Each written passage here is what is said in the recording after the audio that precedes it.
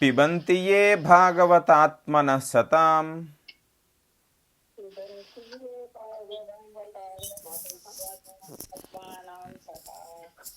కథామృతం శ్రవణపుతేషు సంవ్రతం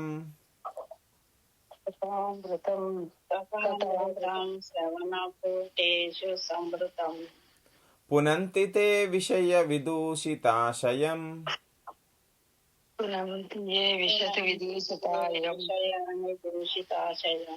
వ్రజంతి తచ్చరణ సరోరుహాంతికం. భక్తులకు ప్రియతముడగు శ్రీకృష్ణ భగవానుని కథామృతమును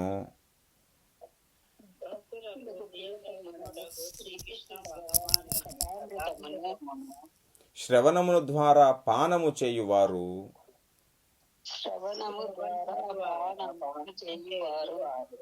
భౌతిక భోగమనడి అపవిత్ర జీవిత లక్ష్యమును శుద్ధిపరచుకొని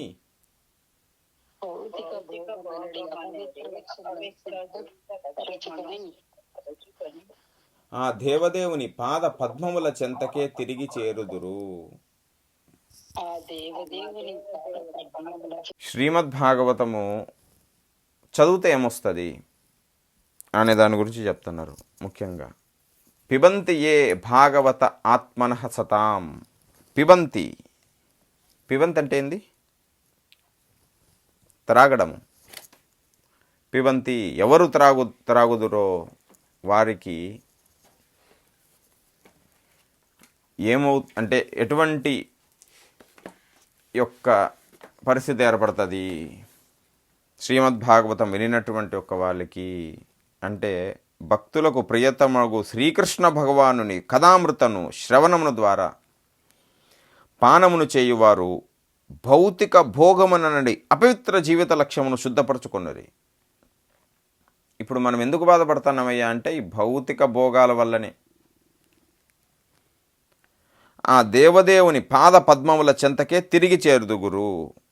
సో ఇప్పుడు బాధపడేది ఎందుకు అంటే అనవసరమైన దిగులు, అనవసరమైన భయాలు, అనవసరమైన ఆలోచనలు అన్నీ పోతాయి. First advantage. రెండో అడ్వాంటేజ్ ఏమవుతుంది? భగవంతుడి దగ్గర పోతావు నువ్వు. ఏమవుతుంది? పునంతి తే విషయ విదూషితాశయం. మామూలు విషయం కాదు. ఈ భౌతిక ప్రపంచం అనేది ఎట్లా డిజైన్ చేయబడిందంటే ఎప్పుడూ ఒక మాయా శక్తిలో ఉంటాం మనము, మాయ కంట్రోల్లో ఉంటాం మనము. మహామాయ. ఈ భౌతిక ప్రపంచము ఎప్పుడూ ఒకటి తర్వాత ఒకటి, ఇంకొకటి తర్వాత ఒకటి చేసిన కర్మలన్నిటినీ ప్రభావాన్ని ఏదో ఒక విధంగా ఒక మనిషిని కంఫర్టబుల్గా లేకుండా ఉండే దానికి చూసేటట్లే చేస్తూ ఉంటుంది. అట్లాంటి దాంట్లో నుంచి బయటపడతాం. భయంగా ఉండడము ఈ లోకం యొక్క స్వభావం, భయపెట్టడం లోకం యొక్క స్వభావం, దిగులు పెట్టడము లోకం యొక్క స్వభావం, నాకేదో అన్సెక్యూరిటీగా ఉంది అనే భావన తెప్పించడము లోకం యొక్క ప్రభావం, ఏమైపోతుందో అనే ఆలోచన తెప్పించడం లోకం యొక్క స్వభావం, మాయాశక్తి. ఇట్లాంటి స్వభావం అన్ని దాంట్లలో మనము పడి మిట్టాడుతున్నాము. అట్లాంటి దాంట్లో నుంచి నువ్వు బయటపడతావంట. మొదటిది పునంతి తే విషయ విదూషితాశయం. బయటపడతావు నువ్వు దాంట్లో అన్ని ఆలోచనల నుంచి, దిగుల నుంచి బయటపడతావు. రెండోది ఏంది? వ్రజంతి తచ్చరణ సరోరుహాంతికం. రెండోదేంది? ఆ దేవదేవుని పాద పద్మముల చెంతకు తిరిగి చేరుదుగురు. సో ఫస్ట్ 2 లైన్లు పిబంతి తే ఏ భాగవతాత్మనః సతం కథామృతం శ్రవణ పుతేషు సంవ్రతం. భక్తుల ప్రియతముడు అగుడు శ్రీకృష్ణ భగవానుని కథామృతమును శ్రవణమును ద్వారా పానమును చేయువారు ఏమి చేస్తుంది? ఆ కృష్ణుడి యొక్క హరికథని పిబత ఏ భాగవత అంటే చెవుల ద్వారా తాగినటువంటి ఒక వాళ్ళకి పునంతితే విషయ విదూతితాశయం. నీ ఉండేటువంటి ఒక భౌతిక దుఃఖాలన్నిటి నుంచి భయం పోతుంది, దిగులు పోతుంది, అనవసరమైన ఆలోచనలు పోతాయి, అనవసరమైన టెన్షన్లు పోతాయి, అనవసరమైన ఏదేందో మైండ్లో పాడు చేసుకునే వ్యవహారం అన్నీ పోతాయి. దానిపైన శుద్ధిపరచుకొని వ్రజంతి తచ్చరణ సరోరుహాంతికం. ఆ దేవదేవుని పాద పద్మముల చెంతకే తిరిగి చేరుదురు. అన్నిటికంటే ముఖ్యంగా ఒక మనిషి లోనయ్యి ఉండేటువంటి ఒక ట్రాపు ఏమిటయ్యా అంటే, ఇప్పుడు సాఫ్ట్వేర్ ఇంజనీర్లు ఉన్నారు, ఉద్యోగం లేదు, ఉద్యోగం వస్తే హ్యాపీగా ఉంటాను నేను, మంచిది ఉద్యోగం వచ్చింది, కొద్దిగా పెద్ద కంపెనీకి పోతే హ్యాపీగా ఉంటాను నేను, పెద్ద కంపెనీకి పోయినావు, కొద్దిగా మంచి టెక్నాలజీలో బాగా ఎక్స్పర్ట్ అని అయితే హ్యాపీగా ఉంటాను నేను, ఒక మంచి టెక్నాలజీ పోయినావు, ఒక బాగా సొంతంగా నేనే ఒక ఫర్మ్ ఎస్టాబ్లిష్ చేసుకొని లేదంటే నేనే అవుట్సోర్స్ చేసుకొని ఇంకా బాగా డబ్బులు సంపాదిస్తే హ్యాపీగా ఉంటావు, ఓకే చేసినావు. కానీ ఎంత ఎంత ఎంత ఎంత ఎంత ముందరకు పోతానే కూడా కామన్గా లోపల భయం కానీ, దిగులు కానీ, టెన్షన్లు కానీ ఇట్లాంటివన్నీ కామన్గా ఉంటానే ఉన్నాయి. సో కావాల్సింది భగవంతుని వేడుకొని ఏదన్నా అచీవ్ చేసినప్పటికీ ఆ లోపల ఉండే టెన్షన్లు, భయాలతోనే బతికేస్తాం. ఎన్ని రోజులు బతుకుతాం ఆ జబ్బుతో, భయం అనే జబ్బుతో? ఇల్లు కొనుక్కుంటాం, 30 ఏళ్ళు ఈఎంఐ. ఆ 30 ఏళ్ళు ఏదో ఇంట్లో ఉన్నామనే మాట కానీ ఆ ఇల్లు మెయింటెనెన్స్ ఇంకోటెట్లో టెన్షన్ పడతా ఉంటాం. సో ఎట్లాంటిది ఏదంటే, భక్తి సిద్ధాంత గోస్వామి మహారాజ్ ప్రభుపాదుల వారి యొక్క గురువు గారు ఈ స్వాతంత్రం రాకముందు ఆయన ఈ భక్తిని ప్రచారం చేసేటువంటి ఒకవారు. అప్పట్లో అభయ బాబు ప్రభుపాదుల వారు ఆయన్ని పోయి కలిసినప్పుడు భక్తి సిద్ధాంత గోస్వామి మహారాజ్, భక్తి సిద్ధాంత సరస్వతి గోస్వామి మహారాజ్ ప్రభుపాదుల వారితో ఇట్లా అన్నారు, నువ్వు చదువుకునే కుర్రాడిలాగున్నావు, నువ్వు ఈ శ్రీమద్ భాగవతం యొక్క జ్ఞానాన్ని లోకానికి చెప్పు, దానివల్ల అందరూ ఆనందంగా ఉంటారు.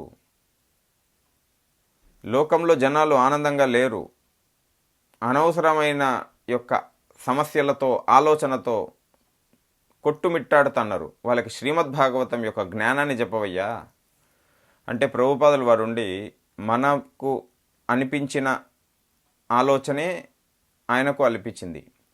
ఏం చెప్తున్నారు స్వామి మీరు, దేశం చాలా క్లిష్ట పరిస్థితుల్లో ఉంది, గాంధీజీ ఫ్రీడమ్ మూమెంట్ని స్థాపించినారు, సుభాష్ చంద్రబోసు ఇంకొక మూమెంట్ని స్థాపించినారు, దేశము ఫస్టు ఈ బ్రిటిష్ వారి యొక్క భార్య నుంచి విముక్తి కావాలా, అప్పుడు అందరూ స్వాతంత్రులు అవుతారు, అప్పుడు అందరూ ఆనందం వస్తుంది అంటే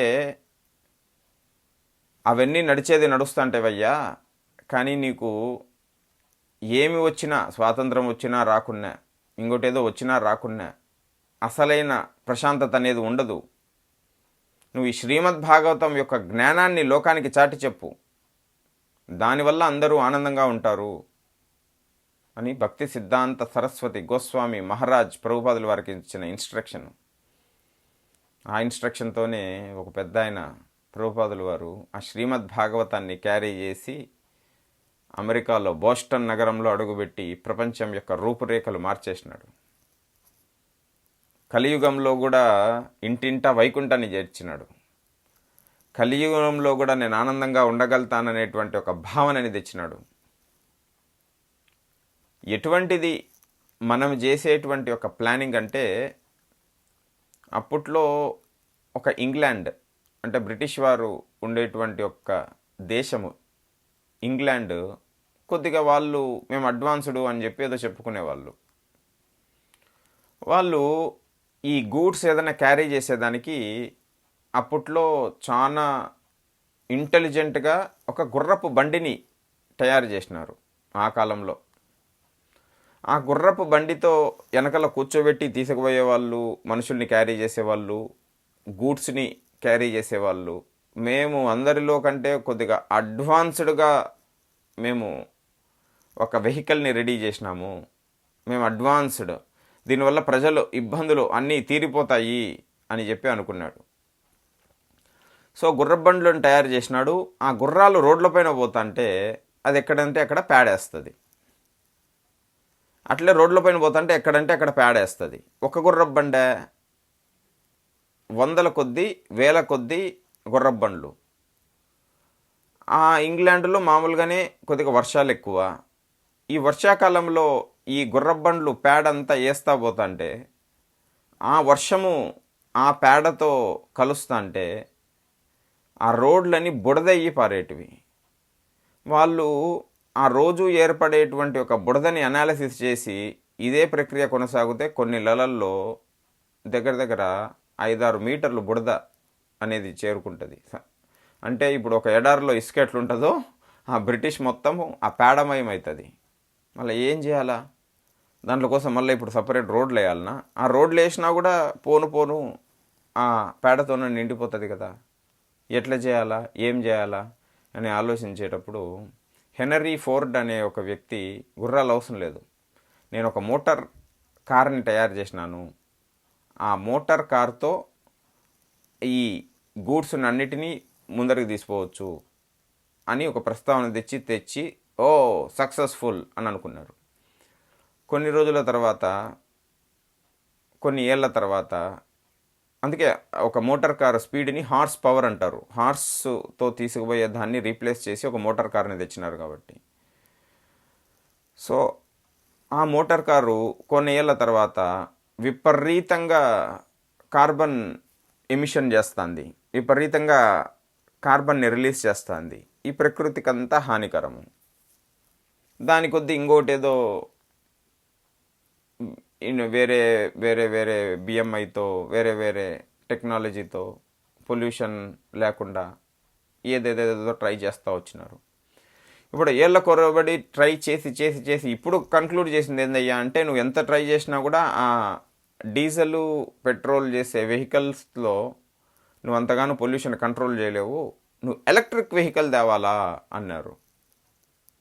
సరే మంచిదే, ఎలక్ట్రిక్ వెహికల్ తెచ్చిన తర్వాత బాగానే ఉంది, జీరో పొల్యూషన్, నీకు అట్లాంటి ఆయిల్ నుంచి వచ్చే కార్బన్ డైఆక్సైడ్లు ఏముండవు. కానీ అన్నిటికంటే పెద్ద పొల్యూషన్ ఇప్పుడు ఎలక్ట్రిక్ వెహికల్లో ఏమైందయ్యా అంటే, ఆ బ్యాటరీ 2-3 ఏళ్ళ తర్వాత ఎక్స్పైర్ అయిన తర్వాత దాన్ని ఎక్కడ పడేస్తాం? అంత హెవీ బ్యాటరీ. ఒక టెస్లా కారులో మీరు వెనకాల చూస్తే ఆ కింద బూట్ కింద అంతా ఒక పెద్దటి బ్యాటరీ ఉంటుంది. ఒక చిన్న వాచ్లో ఉండే బ్యాటరీని పడేసేదానికే మనము అల్లకల్లోలం అవుతున్నాం. ఊరికే డస్ట్బిన్లో పడేయకూడదు. అది మొత్తము వాళ్ళు ఏదో బయో అని చెప్పి ఏదో దాని గురించి దాన్ని కుళ్ళబెట్టి దానితో ఏదో ఆర్గానిక్ ఉత్పత్తి చేసే ప్రయత్నం చేస్తారు. దాంట్లో ఒక 4 బ్యాటరీలు వేసినామంటే అది మొత్తము కలుషితం అవుతుంది, ఎందుకు పనికిరాదు. అందుకే బ్యాటరీలు అనేది జనరల్గా, ఎలక్ట్రానిక్స్ అనేది జనరల్గా కొద్దిగా ఎలక్ట్రిక్ షాపులో అట్లా సపరేట్ ఒక ఇది ఉంటుంది, ఎలక్ట్రిక్ డిస్పోజల్ యూనిట్, దాంట్లో పడేయాలి. కానీ ఇంట్లో వేరే దారి లేక పడేస్తూ అంటారు. సో ఇప్పుడు ఆ ఫ్యూయల్ని తప్పించేదానికి బ్యాటరీ కార్లు తెచ్చినారు. మళ్ళీ బ్యాటరీ ఆపరేటెడ్ వెహికల్స్ని, ఆ బ్యాటరీస్ని డీకంపోజ్ చేయాలంటే ఎట్లా? అంత పెద్ద బ్యాటరీస్ని ఎక్కడ డీకంపోజ్ చేస్తారు? ఎంత కెమికల్ కాంపోజిషన్ ఉంటుంది, లోపల అయాన్స్ ఉంటాయి, ఎలక్ట్రోడ్స్ ఉంటాయి. దాంట్లోని భూమిలో డీకంపోజ్ చేయాలంటే ఎక్కడైతుంది? సో ఒకటి తర్వాత ఇప్పుడు టెక్నాలజీ వచ్చింది. అసలు ఏం అవసరం లేదు. మీరు ఇప్పుడు బెంగళూరు ఎయిర్పోర్ట్లో చూస్తే యూరోప్కి పోయే ఏ ఫ్లైట్కి కౌంటర్లు ఉండవు, అంటే కౌంటర్లో ఉండి బోర్డింగ్ పాస్ ఇచ్చేది ఉండవు. ఆడికి వచ్చిన తర్వాత ఆ బటన్ నొక్కి బ్యాగ్ పెట్టినామంటే ఆ బ్యాగ్ వెళ్ళిపోతుంది లోపలికి. ఆ బ్యాగ్ లోపలికి వెళ్ళిపోయేటప్పుడు ఒక 1/2 kg ఎక్కువ ఉందంటే బ్యాగ్ లోపల పోదు, వెనక్కి వచ్చేస్తుంది. 1/2 kg తీస్తేనే బ్యాగ్ లోపల పోతుంది. ఆ బ్యాగ్ లోపల పోతేనే అక్కడి నుంచే ఇమ్మీడియట్గా ఒక ట్యాగ్ వస్తుంది. ఆ ట్యాగ్ని ఎత్తుకొని పోయి ఆ స్లిప్ వస్తుంది, స్లిప్ని ఎత్తుకొని పోయి డైరెక్ట్ లోపలికి వెళ్ళిపోతాం. కౌంటర్ చెక్-ఇన్ ఏం లేవు. ఏమైంది దాంట్లో వల్ల? ప్యారిస్ నుంచి వచ్చేటప్పుడు 2 సార్లు నా బ్యాగ్ మిస్ అయింది, 2 రోజుల తర్వాత వచ్చింది. చెప్పలేం కదా, ఐటీ ఎట్లా నుంచి ఏ స్కాన్ చేసి ఎక్కడ దానికి తెలియదు కదా, ఫ్లైట్ డిలే అయిందో లేదో ఎత్తపోయినా పెట్టేస్తుంది. దానికి తెలియదు కదా, ఎంత అప్డేట్ చేసినప్పటికీ సమ్హౌ ఫ్లాస్, కానీ కింద మీద పడి ఏదో అట్లా నడుపుతున్నారు. ఇప్పుడు మొన్న ఆర్టిఫిషియల్ ఇంటెలిజెన్స్ అని చెప్పి ఒక ఫేస్బుక్ మార్క్ జుకర్బర్గ్ ఒక అద్దాల్లో ఏ ఇంటిగ్రేట్ చేసినారు. ఒక కూరగాయలు అన్నీ పెట్టి ఆ అద్దాల్లో అంటే ఆ అద్దంతో కూరగాయలు అన్నీ స్కాన్ అవుతాయి కదా, ఇక్కడుండే కూరగాయలు ఇక్కడుండే యొక్క ధాన్యము దీంట్లో అన్నిటితో కలిపి ఏదైనా మంచి సలాడు మంచి వంటకము చేసి చూపెట్టు అంటే అది కూరగాయలన్నీ కొద్దిగా అన్నీ దగ్గర ఉండడం చూసి ఆల్రెడీ అదేదో కలిపేసినారని చెప్పి నెక్స్ట్ స్టెప్కి వెళ్ళిపోయింది. ఇప్పుడు ఆ కట్ చేసినటువంటి ఒక ముక్కలని నూనెలో వెయ్యి అంటే వాడు అంటున్నాడు అతను, నువ్వు ఫస్ట్ స్టెప్ చెప్పు, నువ్వు కట్ చేసినటువంటి ఒక ముక్కల్ని నూనెలో వెయ్యి. ఫస్ట్ ఏం కట్ చేయాలా, ఎంత సైజులో కట్ చేయాలా, ఏ నూనె పెట్టాలా, ఎంత ఫ్లేమ్ పెట్టాలా, ఫస్ట్ 2 స్టెప్స్ మిస్ అయిపోయింది. ఎందుకు, అక్కడ ఉండే యొక్క అన్నీ క్లోజ్గా ఉండేదానికి ఆల్రెడీ అది కట్ చేసుకున్నా అనుకునింది. సో ఈ 2 ఎగ్జాంపుల్ ఎందుకు చెప్పినానంటే ఎంత పద్ధతిగా అడ్వాన్స్డ్గా మనం పరిస్థితిని మెరుగుపరుచుకునే ఆలోచన చేసినప్పటికీ ఒక ఫ్లాస్ అనేది ఎక్కడైనా ఉంటాయి. ఏ దాంట్లో అయినా సరే బాగా మంచి పర్ఫెక్ట్గా ఇల్లు కట్టుకున్నాము, ఒక కిటికీలు తీస్తే దోమల బాధ. బాగా పర్ఫెక్ట్గా ఇల్లు కట్టుకున్నాము, అన్నీ బాగున్నాయి, పక్కింటి తోటితో ఇంకోటేదో ఇబ్బంది లేదు, పక్కింటోటితో ఇబ్బంది లేదు, దోమలు ఏమి లేవు, మంచి ఏరియా, పన్నులు దొరకట్లే ఆ ఏరియాలో. సో ఈ మెటీరియల్ వరల్డ్ అనేది ఇట్లనే డిజైన్ చేయబడింది. పర్ఫెక్షన్ అనేది దేంటిలో కూడా ఉండదు. మనం ఎంత పర్ఫెక్ట్గా అనుకొని పోతున్నప్పటికీ కొన్ని రోజులకు దాంట్లో నుంచే మనకి ఏదో ఒక అసమర్థత అంటే మనల్ని కొద్దిగా చిరాకు పెట్టేటువంటి యొక్క ఏర్పాటు జరుగుతుంది. సో నువ్వు ఏది పర్ఫెక్ట్గా ప్రతిదీ పర్ఫెక్ట్గా చేసుకుని నువ్వు దాంతో నీకు అనుకున్నట్లు జరగట్లేదని చిరాకు పడతా ఉన్నావు కదా. ఒక జాబ్ చేస్తున్నావు, ఇంకొద్దిగా టెక్నాలజీ నేర్చుకొని పైకి ఇంకొక దానికి పోయినావు, బాస్తో ఏదో ప్రాబ్లము, కొద్దిగా చిరాకు లేదు, బాసు కూడా మారిపోయినాడు, ఇంకొకటి ఏదో బాగా డబ్బు వస్తుందని చెప్పి ఇంకొక కంపెనీకి పోయినావు, దాంట్లో ఆఫీస్ ఏదో దూరం అయిపోయింది, ఇంకొక చిరాకు. ఏది ఎత్తుకున్నా కూడా, ఒక జాబ్ ఎత్తుకున్నా కూడా, లేదా ఒక ఫ్యామిలీలో ఒకరిని ఏదో ఎత్తుకున్నా కూడా, లేదా ఒక ఇల్లు కొన్నా కూడా, లేదా ఒకటేదో చేసినా కూడా, ఏది చేసినా కూడా అట్ లాస్ట్ కొద్ది టైం తర్వాత ఏదో ఒక రకంగా అది మనల్ని చికాకే పెడుతుంది. ఎందుకంటే పర్ఫెక్ట్గా ప్లానింగ్ అనేది ఏది ఉండదు. సో ఎన్ని రోజులు అని చెప్పి ప్రతి చేసే పనిలో ఈ పనిలో 4 పనుల్లో ఈరోజు చికాకు వస్తుంది, ఇంకొక 4 పనుల్లో ఈరోజు చికాకు వస్తుంది, ఎన్ని రోజులని చికాకు పడతా ప్రతి విషయంలో జీవితాంతం గడిపేస్తాము. మళ్ళీ ఏం చెప్తాను ఇవన్నీ ఎందుకు ఎగ్జాంపుల్ అంటే, ఇట్లాంటి దాంట్లోకి ఏదో పర్మనెంట్ సొల్యూషన్ ఏదో చేస్తానని చెప్పి టైం స్పెండ్ చేయడం అనేది అవివేకం. ఉంటాయి ఇల్లు రిపేర్లు ఉన్నాయి, అదైపోతే సెట్టు, భక్తి ఎగరగొట్టేసినావు, చాలా ప్రమాదం. ఏదో ఇంటికి ఏదో లోన్ ఉంది, ఆ ఇల్లు లోన్ తీరిపోయిన తర్వాత నేను భక్తి మొదలు పెడతాను, భాగవతం మొదలు పెడతాను, చాలా ప్రమాదం. మాయ ట్రాప్ అది, భాగవతం చదవకుండా అట్లా డిలే చేసేదానికి. సో ఇంట్లో లోన్ తీరిపోయింది, ఇంకొకటి ఏదో ప్రాబ్లం వస్తుంది, ఇల్లు ఏదో రిపేర్ అయిపోయింది, ఇంకొకటి ఏదో ప్రాబ్లం వస్తుంది. సో ఆ విధంగా ఎప్పుడూ ఒకదానితో ఒకటి మనల్ని ఇబ్బంది పెట్టేటువంటి ఒక ప్రక్రియే లోకంలో జరుగుతుంటుంది, సహజ సిద్ధం అది. సో మనం ఏదో ఒక పర్ఫెక్షన్ ఏర్పరిచి ఒక మనిషి దగ్గర నుంచి ఒక పర్ఫెక్షన్ ఎక్స్పెక్ట్ చేసి, ఒక ప్లానింగ్లో ఒక పర్ఫెక్షన్ ఎక్స్పెక్ట్ చేసి ఎప్పుడూ నిరుత్సాహపడకూడదు. ఒక ఎక్స్పెక్టేషన్ మైండ్లో సెట్ చేసి పెట్టుకోవాలి. ఏందయ్యా ఇదంటే, ఏది చేసినా ఏదో ఒకటి ఏదో ఇబ్బందులు ఉండనే ఉంటాయి అని చెప్పి, మళ్ళీ ఏం చేయాలా నేను, ఆ భావన నాకు కలగాల. సరే ఒక దాంట్లో ఒక విషయంలో ఏదో ఇబ్బంది జరుగుతుంది అయినా కూడా ప్రశాంతంగా ముందరకు పోతున్నాం, ఇంకొకటి ఏదో ఇన్సెక్యూరిటీ కొద్దిగా ఏదో భయం వేస్తుంది అయినా కూడా ప్రశాంతంగా ధైర్యంగా ముందరపోతున్నాం. ఇట్లాంటి ఉండే పరిస్థితుల్లో కూడా నేను ప్రశాంతంగా జీవితంలో ధైర్యంగా ఎప్పుడైనా కాపాడబడేటువంటి యొక్క శక్తిని ఆహ్వానిస్తా. ఎన్ని ఉన్నా కూడా భయపడకుండా అన్ని పరిస్థితుల్లో నన్ను రక్షించేటువంటి ఒక స్వభావాన్ని నేను ఒకటి ఇన్వైట్ చేస్తా. అరే ఎన్ని ఇబ్బందులు ఉన్నా కూడా అప్పుడప్పుడు ఏదో ఒక రకంగా నేను కాపాడబడేటువంటి యొక్క సెక్యూరిటీని నేను ఏర్పరచుకుంటా. ఎప్పటికీ నువ్వు ఆనందంగా ఉండే పరిస్థితుల్లో కూడా, ఉండే దుఃఖపూర్వకమైనటువంటి ఒక పరిస్థితుల్లో కూడా నువ్వు ఆనందంగా ముందరకు పోవాలంటే పిబత ఏ భాగవత ఆత్మనా శతాం.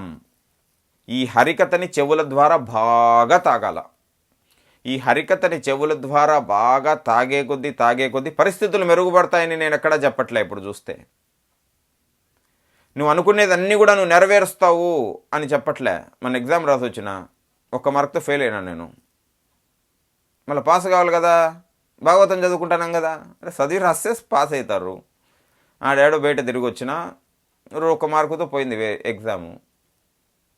మళ్ళీ నువ్వు భాగవతం చదువుకుంటున్నావు కదా, నువ్వు పట్టిందంత బంగారం అవుతుంది, నువ్వు చేసిందంత సక్సెస్ అవుతుంది అని చెప్పట్లే.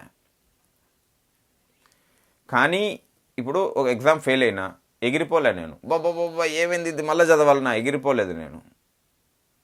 ఆ స్థితప్రజ్ఞత, ఆ ప్రశాంతత అనేది నెలకొనింది. అవుతుందయ్యా, మళ్ళీ రత్తం పాస్ అవుతాము, జీవితం అయిపోయిందా.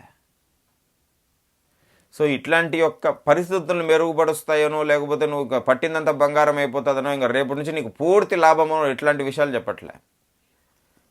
ఒక లోకం స్వభావం ఎన్ని ఉన్నా కూడా ఏదో ఒక ఇబ్బందులు పడతా, అవతల యువతల అన్నీ కూడా అన్నీ బాగున్నాయంటే ఆరోగ్య సమస్య బాగుందంటే కుటుంబ సమస్య బాగుందంటే ఆర్థిక సమస్య పోయిందంటే ఏదో ఉద్యోగ సమస్య పోయిందంటే ఇంకోటి ఏదో సమస్యలు కామను. సో ఉండేటువంటి యొక్క లోకంలోనే నువ్వు ప్రశాంతంగా ధైర్యంగా నీ వ్యవహారాన్ని ముందరికి తీసుకుపోవాలంటే దానికి ఏకైక మార్గం ఏంటంటే పిబతయే భాగవతాత్మన శతాం. చెవుల ద్వారా బాగా హరికథని రోజు త్రాగాల. త్రాగినప్పుడు లోపలికి పోయి మన యొక్క ఆలోచన విధానాన్ని అది మారుస్తుంది. ఇల్లు రిపేర్ కాలే, పైన ఏదో నీళ్లు గారుతున్నాయి ఆ పైపుల్లో నుంచి, పర్లేదు, అయినా ప్రశాంతంగా ఉంటాం. ఆరోగ్యం ఏదో పర్మనెంట్గా డాక్టర్ ఏదో చెప్పట్లే, అది ఏం జబ్బో తెలియట్లే, పర్వాలేదు, ఆనందంగా ఉంటాం. ఏదో పంచాయతీ నడుస్తుంది, ఆ పంచాయతీ అయిపోతే కొద్దిగా ఏదో ప్రశాంతంగా ఉంటా అంటే ఏంటంటే పంచాయతీ 4 ఏళ్ల తర్వాత తిడుతుంది, 4 ఏళ్ల వరకు తల్లడిల్లిపోతావా? రోజు హరికథ విన్నట్లయితే 4 ఏళ్ల తర్వాత తీరిని, 4 రోజుల తర్వాత తీరిని, నీకు ప్రశాంతత అనేది కామన్గా ఉంటుంది. అది 4 రోజులు బట్టి 4 నెలలు బట్టి ఎప్పుడైనా తీరిని ప్రశాంతత, ఆనందం అనేది కాన్స్టెంట్గా ఎప్పుడు మనతో ఉంటుంటుంది.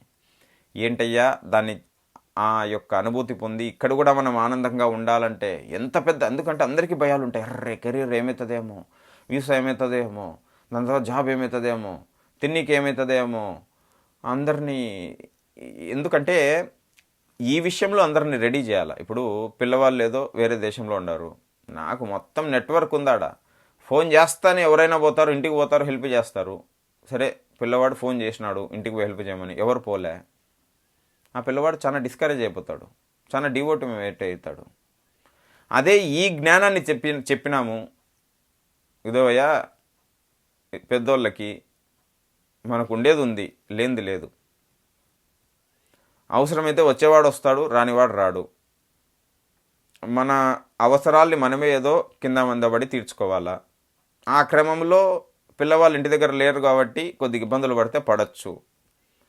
పూర్తిగా లేకున్నా కూడా నేను ఆడ నుంచే నడిపిస్తానా మొత్తము అనేటిది ప్రతిసారి వర్కౌట్ కాదు అనే మనస్తత్వమే రెడీ చేసినాము. అయింది ఆసుపత్రికి పిలిచిపోనికి ఎవరు లేరు, ఈరోజు కాకపోతే 4 రోజులు పోతా, ఏదో పోయి చేసుకొని వస్తా. ఇంకోటి ఏదో బయటికి పోయి చేసుకోనికి ఎవరు లేరు, పర్లేదు, ఏదో శక్తి ఉన్న కాడికి పోయి చేసుకొని వస్తా. అది చేసుకోలేకపోతే ఆరోగ్యం బాగున్నప్పుడు ఎప్పుడో పోయి ఒకసారి ఎవరో ఎట్లో ఒకట పోయి చేసుకొని వస్తా. ఎక్స్పెక్టేషన్లు సెట్ చేయట్లే, మనిషి యొక్క చైతన్యాన్ని రెడీ చేస్తున్నాం. ఎక్కడ డిమోటివేట్ గారు ఆనందంగా ఉంటారు. ఆ ఎక్స్పెక్టేషన్లు రెడీ చేసి ఎవడినో నమ్ముకొని వాడొచ్చి మనకు చేయలేదని చెప్పి వాడిని మనం ఏదో నమ్ముకున్నాము, నేను ఇన్ని సహాయం చేసినా ఆడు నాకు కనీసము అవసరమైనప్పుడు సహాయం చేయలేదు అని కూడా మనము అనవసరంగా మనసును పాడు చేసుకుంటా. ఏలా ఇదంతా ఎవడిపైన ఎక్స్పెక్టేషన్లు పెట్టుకోవద్దు, ఎటువంటి ఒక్క దాంట్లోపైన ఎక్స్పెక్టేషన్లు పెట్టుకోవద్దు. జస్ట్ సింపుల్ రోజు హరికథ వింటానండి, ఆ చైతన్యము నిన్ను ప్రశాంతపడుస్తుంది. ఒకడు వచ్చి హెల్ప్ చేసినాడు ఆనందం, ఎవడు రాలే ఆనందం లేదు, నేను చేసుకోలేకపోయినాను, నాకు తెలిసిన వాళ్ళు లేరు, తెలిసిన వాళ్ళు ఉంటే అయిపోయింది, పర్లేదు, నాకు భగవంతుడు ఎవడు తెలిసిన వాళ్ళు ఇవ్వలేదు, దానివల్ల నేను ఇబ్బందులు పడతా, పర్లేదు, నాకు ఇదే ఇచ్చినాడు దేవుడు, అదే ప్రసాదం నాకు. అయ్యేది తెలిసినోడు ఉంటే నాళ్ళకి అవుతుంది, తెలియనోడు ఉంటే సంవత్సరానికి అవుతుంది, పర్లేదు, దేవుడు నాకు ఇదే ఇచ్చినాడు అట్లని చెప్పి అన్ని ప్రయత్నాలు చేస్తాం, కాదనట్లే. కాకపోతే ఎక్కడ ఎక్స్పెక్టేషన్ పెట్టుకోం. ఉండేది ఇదేదయ్యా, దేవుడిచ్చింది ఇది, దేవుడిచ్చిన వాళ్ళు వీళ్ళు, దేవుడిచ్చిన పరిస్థితులు ఇవి, దేవుడిచ్చింది ఇది. అది అంతో ఇంతో నాకు ఇబ్బంది అనిపించినా మహానుభావుడు ఇచ్చింది నాకు ప్రసాదమే. అంతో ఇంతో నాకేదో పక్కన వాడితో చూస్తే నాకేదో లేదు అనిపించినా కూడా భగవంతుడు మహానుభావుడు నాకు ఇచ్చింది ప్రసాదమే. అంతో ఇంతో ఇట్లా మిగతా వాళ్ళందరూ కూడా మనతో పోలిస్తే ఇంకొక రకంగా కొద్దిగా లబ్ధి పడతానే కూడా పర్లేదు, భగవంతుడు నాకు ఏదిస్తే అదే మహాప్రసాదము అని ఎప్పుడూ ఏ పరిస్థితుల్లో ఉన్నా ఆయనకి కృతజ్ఞులమై ఉండాలి. ఎట్లొస్తుంది ఈ చైతన్యము? రోజు హరికథ వినాల. ఈ ఎక్స్పెక్టేషన్ని పెద్దవాళ్ళల్లో కానీ పిల్లవాళ్ళల్లో కానీ దేంట్లో అయినా సెట్ చేస్తే ఎందుకు మనసులు ఇరిగిపోతాయి, ఎందుకు వెక్స్ అయిపోతారు, ఎందుకు బర్స్ట్ అయిపోతారు? ఎక్స్పెక్టేషన్ లేదు కదా. మహానుభావుడు కృష్ణ భగవానుడు ఇచ్చిందే ప్రసాదం అయ్యా. అట్లట్లా అసలు అందరూ ఏం భక్తి జనులు కూడా అంతంత బాగున్నారు అట్లుంటున్నారు. ఇచ్చిందే మహానుభావుడు ఇచ్చిందే ప్రసాదం, ఏదిస్తే అది నీ పాతాళంలోకి తొక్కని. అదే బలిచక్రవర్తి చేసినాడు. తొక్కేటువంటి వాడు శ్రీ మహావిష్ణువు అయితే, పొయ్యేది పాతాళం అయితే ఏమి, ఇంకొక లోకం అయితే ఏమి. సో రోజు హరికథ వినడం ద్వారా ఆ చైతన్యాన్ని పెంపొందించుకోవాలి.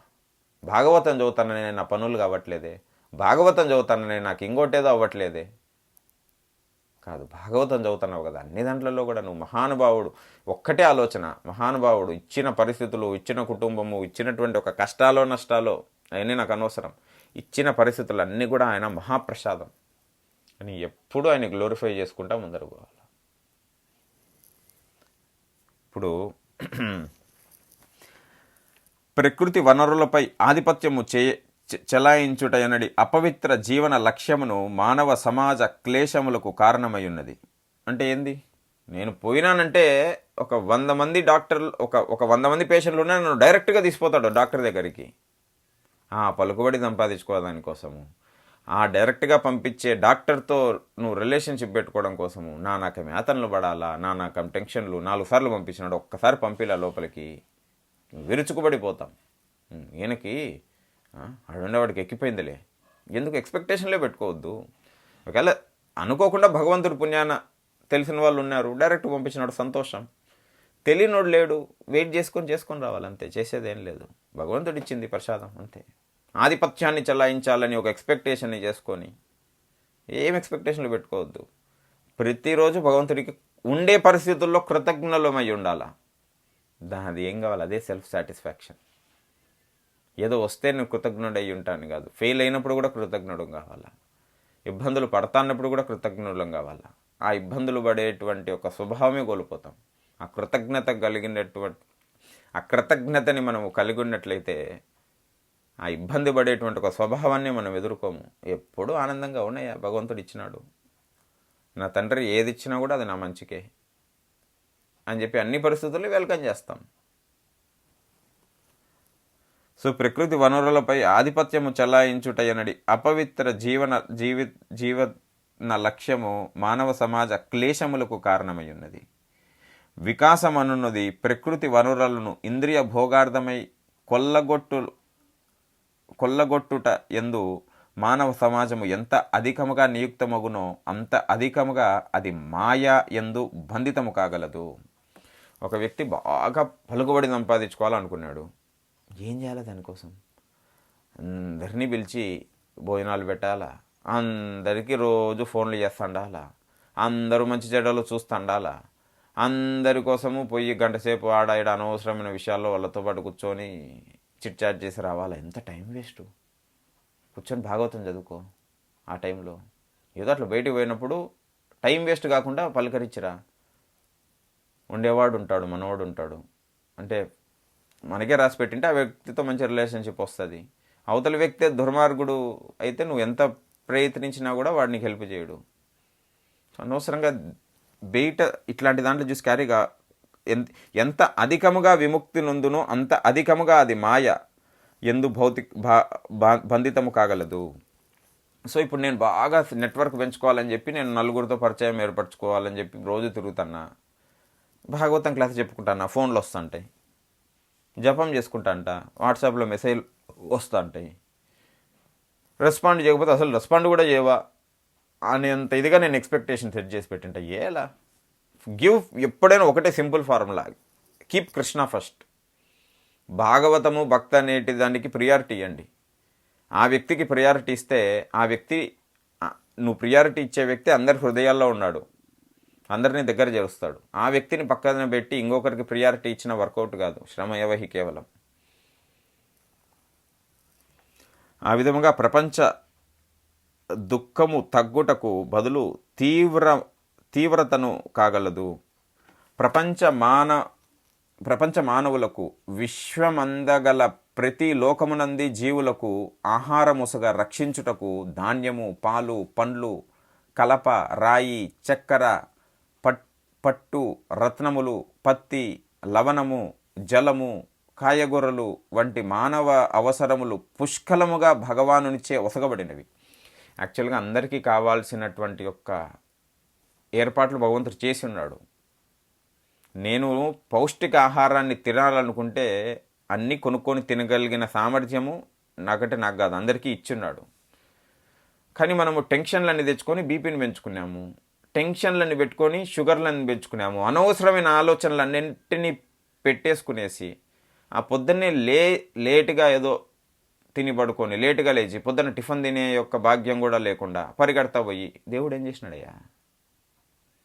దేవుడు ఏం చేసినాడు? ఈడ పొద్దున్నే రాత్రి అర్లీగా పడుకో, పొద్దున్నే లేసి వేడివేడిగా చేసుకొని తిను, ఏం కావాలా? సో దేవుడు అందరికి కావాల్సిన అవకాశం అన్నీ ఇచ్చినాడు. మనము ఎట్లా హ్యాండిల్ చేయాలో తెలియకుండా ఉండం. మనము లక్షణంగా పౌష్టికాహారం తినచ్చు. నేను నా టెన్షన్ల వల్ల, నేను నా మూర్ఖత్వం వల్ల నేను లేనిపోని జబ్బుల్ని కొని తెచ్చుకున్నాను నేను. సో కలప, రాయి, పండ్లు, పాలు, చక్కెర, పట్టు, రత్నములు, పత్తి, లవణము, జలము, కాయగూరలు వంటి మానవ అవసరములను పుష్కలముగా భగవాన్ నుంచి ఒసగబడినవి. వాని నొసగు మూలము పూర్ణమయ్యున్నది. తగిన విధానముల ద్వారా తన జీవిత అవసరములను పొందుటకు మనుజుడు కొద్దిపాటి శక్తిని వినియోగించినా చాలును. కరెక్ట్గా పద్ధతిగా చేసుకుంటే, అంటే అనవసరమైన పక్కన పెడితే హ్యాపీగా ఏ బాధ లేకుండా అన్నీ కూడా నెరవేరుతాయి. అదే ప్రభుపాదులు ఫస్ట్ చాప్టర్లో చెప్తాడు కదా, ఎందుకయ్యా పెద్దటువంటి యొక్క భవంతులు, అంతంత హై క్లాస్ జీవితం, సింపుల్గా ఉండు. ఎందుకు హై క్లాస్ బెడ్ కార్ట్లో అవన్నీ సింపుల్గా ఉండు. ఇప్పుడు పెద్ద సోఫాలు తెచ్చేసిన, దాన్ని దుడుచుకోనికి, దాన్ని దుమ్ము దులుపుకోనికే టైం సరిపోతుంది. నేను దాన్ని దులుపుకొని, కట్టన్లన్నీ దులుపుకొని, ఇంకోటి ఏదో దులుపుకొని, ఆ షో పీసులన్నీ దుడుచుకొని మళ్ళీ నేను ఎప్పుడు వండుకోవాలా, ఎప్పుడు తినాలా? సో అన్నీ భగవంతుడు ఇచ్చిన అవకాశం ఆయన సంపూర్ణంగా అందరికీ ఇచ్చిన్నాడు. మనము ఎక్స్ట్రా కాంప్లెక్స్గా వాతావరణాన్ని రెడీ చేసుకొని ఇబ్బంది పడుతున్నాం అంతే. సో కొద్దిగా ఆయన చెప్పినట్లంటే కొద్దిపాలిటి శక్తితో మొత్తము మేనేజ్ అవుతుందంట. ఈ తగిన విధానం ద్వారా తన జీవిత అవసరములను పొందుట మనుజుడి కొద్దిపాటి శక్తిని వినియోగించినా చాలును. సింపుల్గా ఏదో ఒక చిన్న బెడ్ ఉంది, 2 చైర్లు ఉన్నాయి, ఏం పెద్ద దుడుచుకోవాల్సిన అవసరం లే. ఏముందాడ నువ్వు, టీవీ లేదు, ఇంకేం చేస్తావు? ఉంటే చదువుకుంటావు, లేదంటే వంట చేసుకుంటావు. దిక్కు తెలియదు నీకు ఎర్రంగా ఏ టైంలో ఏం చేయాలని చెప్పి. దానికోసం అని చెప్పి ఒక పెద్ద ఐప్యాడ్ పెట్టుకున్నావు, ఒక ఇంటర్నెట్ పెట్టుకున్నావు, ఇంకొక పెద్ద టీవీ పెట్టుకున్నావు, ఆడ సీరియల్ నడుస్తున్నాయి, ఇక్కడ యూట్యూబ్లు నడుస్తున్నాయి, వాట్సాప్లో ఫోన్లో నడుస్తున్నాయి, ఇంకోటి ఏదో పెద్ద మొత్తం సామాన్లన్నీ ఏదో పెట్టేసుకునేవు, దాన్ని క్లీన్ చేసుకోవాలి. ఇంకా భక్తి చేసేది ఎప్పుడు? వండుకొని తినే టైం ఎప్పుడు? సో జీవన సౌఖ్యములను కృత్రిమంగా సృష్టించుటకు యంత్రము, సాధనములు లేదా పెద్ద ఉక్కు కర్మాగారాలు ఏమాత్రము అవసరం లేవు. సరళమైన జీవనము, ఉన్నతమగు ఆలోచనలను ద్వారానే జీవనము సుఖమయముగు కానీ కృత్రిమ అవసరములను ద్వారా కాదు.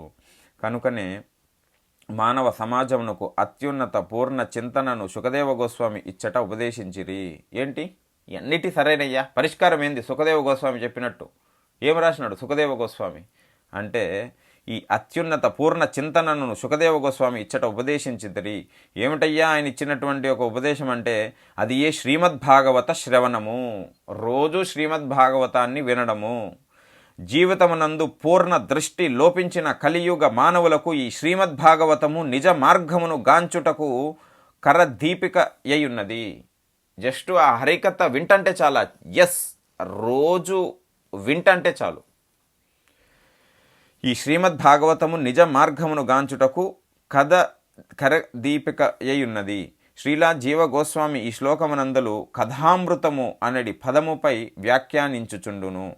శ్రీమద్భాగవతము శ్రీకృష్ణ భగవానుని అమృతమయ గాథయ్యై యున్నదని పలికిరి. కృష్ణుడి నుంచి వచ్చే అమృతం, కృష్ణామృతం.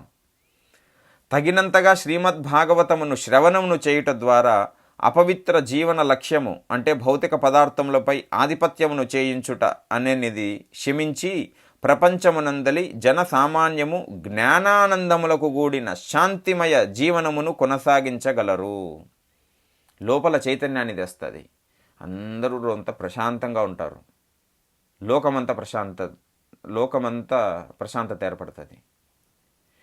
శ్రీకృష్ణ భగవానుని నామము, యశస్సు, గుణము, పరివారమాది ఏ సంబంధిత విషయమునైనను విశుద్ధ భక్తునకు శ్రవణమును మనోహరంగా నుండును. నారదుడు, ఆంజనేయుడు, నందమహారాజు, ఇతర బృందావన వాసులు వంటి మహాభక్తులు అట్టి విషయములను ఆమోదించి యుండుటయే అందులకు కారణము. ఇది అప్రూవ్డా? అప్రూవ్డు. ఎవరు అప్రూవ్ చేసినాడు? నారదుడు అప్రూవ్ చేసినాడు, ఆంజనేయ స్వామి అప్రూవ్ చేసినాడు, నందమహారాజు అప్రూవ్ చేసినాడు. ఆనందంగా ఉంటుంది అయ్యా కృష్ణుడి గురించి వింటంటే. మాకు ఇంకా ఏ టెన్షన్లో ఉండవు. ఎంతసేపు నా జీవితం అంతా అట్లే వింటా ఉండిపోదామని అన్నట్లే ఉంటుంది. ఈ పెద్ద పెద్ద వాళ్ళు అప్రూవ్ చేసిండారు. సో ఆల్రెడీ అప్రూవ్డ్ మెథడ్ ఇది. సింపుల్గా హరికథ వినాలంతే, అన్నీ చక్కదిద్దుకుంటాయి. ఎట్లా పరిస్థితులు ఉన్నా కూడా మనం ప్రశాంతంగా ఉంటాం. సో శ్రీకృష్ణ భగవానుని నామము, యశస్సు, గుణము, పరివారమాది ఏ సంబంధిత విషయమైనను విశుద్ధ భక్తులను శ్రవణమును మనోహరంగా నుండును. నారదుడు, ఆంజనేయుడు, నందమహారాజు, ఇతర బృందావన వాసులు వంటి మహాభక్తులు అట్టి విషయములను ఆమోదించి యుండుటయే అందులకు కారణము. కనుక అది దివ్యములైన హృదయమునకు, ఆత్మకు ప్రీతికరమయ్యుండును. భగవద్గీత ఆ పిదప శ్రీమద్భాగవతమును నిత్యము శ్రవణమును చేయుట ద్వారా మనుజుడు శ్రీకృష్ణ భగవానుని చేరి పెద్ద కమలములను బోలు గోలోక బృందావనమున అంటే ఆధ్యాత్మిక లోకము అతనికి దివ్యమగు ప్రేమయుత సేవను గూర్చినదని శ్రీలా సుఖదేవ గోస్వామి ఇచ్చట నిశ్చయముగా తెలుపబడి ఉన్నాడు. నువ్వు కృష్ణుడు గురించి వింటాండవా, ఇక్కడ ఆనందంగా ఉంటావు, ఆ తర్వాత నువ్వు ఖచ్చితంగా పైకి పోయినాక గోలోక బృందావనానికి పోతావయ్యా ఖచ్చితంగా అనే మాట మాట్లాడినారు. ఈడ అతనిని దివ్యమగు ప్రేమయుత సేవను గూర్చనను శ్రీలా సుఖదేవ గోస్వామి ఇచ్చట నిశ్చయముగా తెలుపబడి ఉన్నాడు. అనగా ప్రత్యక్షముగా అంగీకరింపబడిన భక్తియోగ విధానముల ద్వారా ఈ శ్లోకమునందు తెలుపబడినట్లు శ్రీకృష్ణ భగవానుని దివ్య కథామృతములను తగినంతగా శ్రవణమును చేయటం ద్వారా. అంటే ఇంకా బాగా నీకేదో దిగులుందా, బాగా విను. ఇంకా దిగులుందా, బాగా విను. ఇంకా దిగులుందా, వంట చేసేటప్పుడు విను, స్నానం చేసేటప్పుడు విను, వాకింగ్ చేస్తున్నప్పుడు విను. ఏదో దిగులుకో భయానికో కొట్టకపోయే ప్రసక్తే లేదు. ఎన్ని రకాలుగా నిన్ను ఒక ఆలోచనలు కానీ ఇంకొకటి ఏదో ఇబ్బంది పెడతానే అంతసేపు నువ్వు బాగా శ్రీమద్ భాగవతం విను. ఇస్కాన్ లెక్చర్స్ యూట్యూబ్లో చాలా ఉన్నాయి. హ్యాపీగా నీకు నచ్చినటువంటి ఒక స్పీకర్ దగ్గర నుంచి విను. వాకింగ్ చేసేటప్పుడు, జాగింగ్ చేసేటప్పుడు, వంట చేసుకునేటప్పుడు అన్ని దుఃఖాల నుంచి నువ్వు బయటపడతావు, అన్నిటినీ హ్యాండిల్ చేయగలుగుతావు. సో శ్రీకృష్ణ భగవానుని దివ్య కథామృతమును తగినంతగా శ్రవణమును చేయుట ద్వారా భౌతిక కల్మషము ప్రత్యక్షముగా తొలగింపబడును. ఇది మనుజుడు ఆ దేవదేవుని నిరాకార విరాట్ రూప భావనను ధారణ చేయుటకు యత్నించకుండగానే సాధ్యపడగలదు. భక్తి యోగము నభ్యసించినున్నను కర్త భౌతిక కల్మషముల నుండి పునీతుడు కానిచో అతడు నిక్కముగా మిథ్యాభక్తుడే అయి ఉండును. అంటే అర్థమైంది.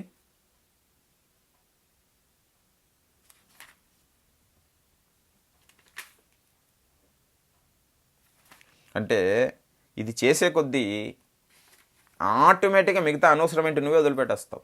జస్ట్ నువ్వు చెయ్యి, వింటాండు చాలు, లోపల నుంచి చైతన్యం వస్తుంది. లోపల నుంచి నువ్వే ఆ ప్రవర్తించేటువంటి ఒక విధానము మారిపోతుంది. సో దీంట్లో ఎటువంటి లోపము, ఎటువంటి ఒక్క తేడా లేదు, అందరినీ ఉద్ధరిస్తుంది శ్రీమద్ భాగవతం. మళ్ళీ కొంతమంది కొన్ని రోజులు క్లాస్ అటెండ్ అవుతారు, కొన్ని రోజులు పోతారు, కొంతమంది వినలేకుండారే. శ్రీమద్ భాగవతం తప్పు కాదు, వాళ్ళ వాళ్ళ ఆలోచన లోపం, కర్మల వల్లని విననివట్లే. దాంతో లాస్ట్ సెంటెన్స్లో కన్క్లూడ్ చేస్తున్నాడు, భౌతిక కల్మషము నుండి పునీతుడు కానిచో అతడు నిక్కముగా మిథ్యాభక్తుడే అయి ఉందును. భౌతిక బంధము నుండి విడుదలను పొందుటకు అట్టి వాంఛకుని ఎటువంటి ఉపాయము లేదు. కొంతమంది ఇప్పుడు శ్రీమద్ భాగవతము అందరినీ ఉద్ధరిస్తుందయ్యా, కానీ ఆ వ్యక్తి ఎందుకు వినట్లేదు? అందరూ భాగవతాన్ని వింటే అందరూ ఈ యొక్క జన్మలోనే వైకుంఠానికి వెళ్ళిపోతే కలి వ్యాపారం ఏం కావాలా? సో కొంతమంది అంటే ఏదో జన్మలో ఏదో పుణ్యం చేసుకున్నాను, ఏదో సుకృతి వల్ల భాగవతాన్ని వినగలుగుతున్నారు, కొంతమంది వినలేకున్నారు. కర్మ చాలే, మంచి కర్మ వాళ్ళల్లో శ్రీమద్ భాగవతం వినేంత సుకృతి లేదు. మళ్ళా ఏం చేయాలో వాళ్ళకు కూడా సుకృతి తేవాలంటే, ఒకటి ఏదో ఒక రకంగా వాళ్ళకు కూడా కొద్దిగా చెప్పే ప్రయత్నం చేయొచ్చు, అది కానిచో భగవంతుడిని వేడుకోవచ్చు. భగవంతుడు కరుణిస్తే అంత యొక్క సుకృతి, భాగవతం వినే అంత సుకృతి లేకపోయినప్పటికీ భగవంతుడు కరుణిస్తే వినే అవకాశం వాళ్ళకి కలుగుతుంది.